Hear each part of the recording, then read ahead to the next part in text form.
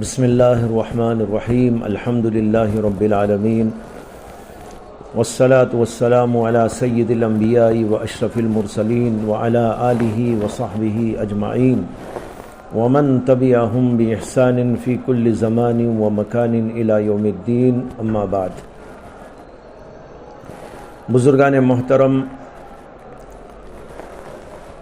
ملت اسلامیہ کے تمام افراد، آپ حضرات کے علم میں ہے کہ 22 جنوری کو رام مندر کا افتتاح کیا جانے والا ہے اور تمام شرک اور کفر کی طاقتیں وہاں جمع ہونے والی ہیں۔ ایسی صورتحال میں مسلمانان ہند کو کیا کرنا چاہیے؟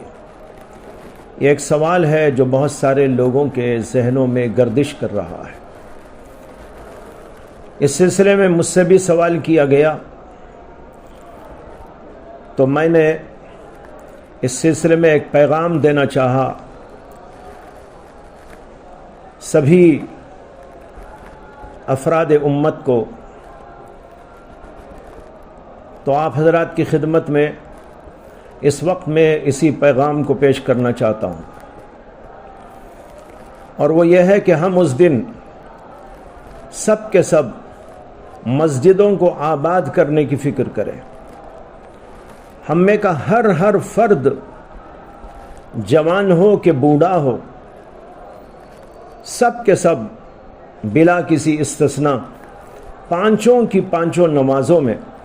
فجر میں، ظہر میں، عصر میں، مغرب میں، عشاء میں مسجدوں کی طرف جائیں، نمازوں کا اہتمام کریں، سنن و نوافل کا بھی اہتمام کریں،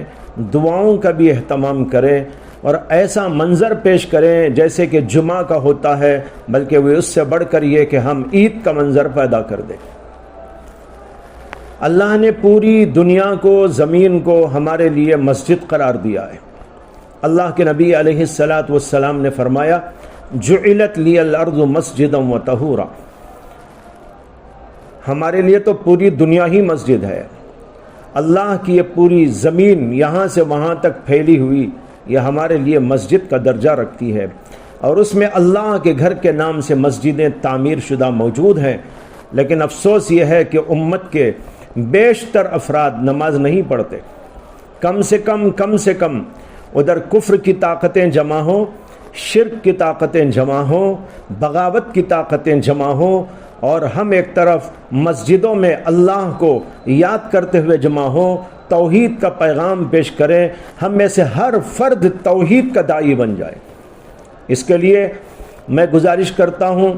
تمام کے تمام امت کے افراد سے، ملت اسلامیہ ہندیہ کے افراد سے، چھوٹے ہوں کہ بڑے ہوں، مرد و عورت، سب کے سب اس بات کا تہیہ کر لیں کہ ہم اس دن 100% نمازی بن کر دکھائیں گے۔ اصل ہونا تو یہ تھا کہ ہم ہر وقت ہی 100% نمازی ہوتے، ہمارے مرد بھی ہوتے، بوڑھے بھی ہوتے، جوان بھی ہوتے، عورتیں بھی ہوتی، لیکن کم سے کم ایک دن کا تو یہ منظر دنیا والوں کو دکھا دیں کہ اگر تم کفر کو، شرک کو ترقی دینے کے لیے سب کے سب ایک جگہ جمع ہو سکتے ہیں،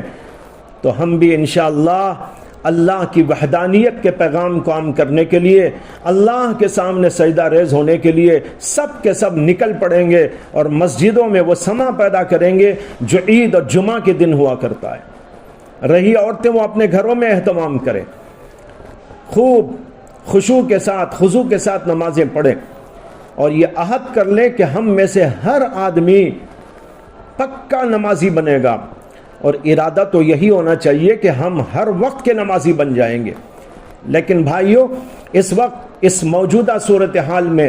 یہ آپ سب کو پیغام سنانا چاہتا ہوں، دینا چاہتا ہوں کہ کم سے کم ایک دن وہ منظر لوگوں کو دکھا دیجئے اور دیکھ لیجئے کہ ہم شروع سے لے کر آخر تک، صبح سے لے کر شام تک مسجدوں کی طرف جا رہے ہوں، آ رہے ہوں اور عید کا سا منظر پیدا کیا جا رہا ہو۔ اگر ہم سب یہ اس بات کا تہیہ کر کر اور اس بات کو پھیلا کر دوسرے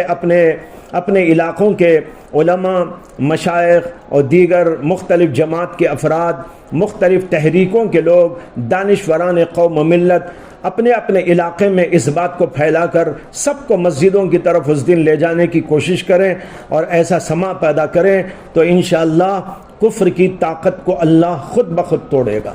لہذا میرا پیغام ہے